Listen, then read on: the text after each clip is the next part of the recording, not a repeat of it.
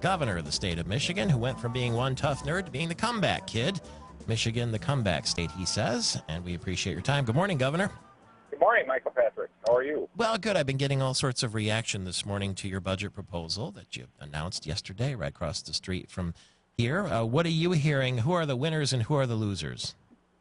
Well, it's not how to measure it that way in terms of how I look at it. I think there were a lot of winners across the board in terms of Michigan's economy is doing well, so we have good dollars to reinvest in our state in important programs. We put some money in the savings account, and we're able to give tax relief to a lot of lower and middle income people. Those are all good things.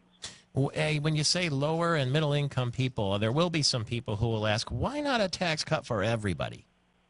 Well, again, we tried to focus in on the people that probably are struggling the most with their bills and make sure that relief was worthwhile.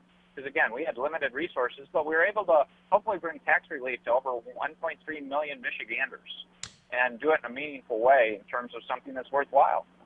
I'll give you another example of somebody we spoke to this morning who was very pleased with your announcement yesterday, very hopeful it will get through the legislature.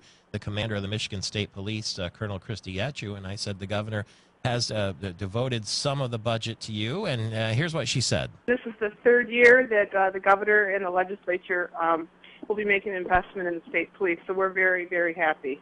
100 new troopers, isn't it, that you'd like to see?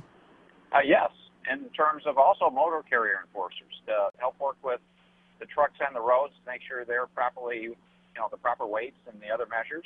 So it's a good investment, and it's making a difference in terms of helping violent crime, in particular in the four worst cities we have in the state for violent crime: Flint, Pontiac, Saginaw, and Detroit. We've seen some significant improvements in some of those cities.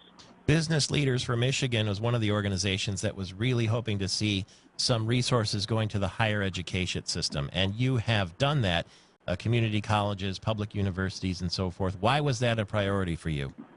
Well, that was part of the opportunity of having a surplus, because the thing I really focused on first was early childhood education, making sure we could become a no-wait state.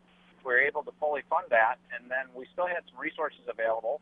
And I think higher ed is an excellent opportunity, both community colleges and universities, because we need to encourage both people getting university degrees, particularly in science, technology, engineering, and math, but we also need to help the community colleges, particularly with career education, the skilled trades. And that the summit that the Business Leaders for Michigan had recently talked about how we turn those into jobs. Do you see that investment translating into jobs, or at least filling jobs? Yeah, that's clearly part of the solution, Michael Patrick. When I was out over the last week traveling around Michigan, I heard multiple times that there are companies out there that have openings, but they tend to require a certain level of skill set to take those jobs. And so we need to really help make that happen. And part of it's education. The other one is to do a better job of communicating to people where those jobs are and what skills are required to help connect people to those positions. And we're doing that too.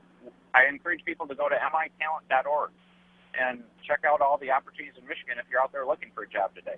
Were you surprised if you looked at the Detroit News this morning on your Kindle, I presume, because you're a high-tech sort of guy, and it said, Rick Snyder faces battle with GOP over tax cuts. Do you really expect a battle with Senator Brandenburg and other people in your own party?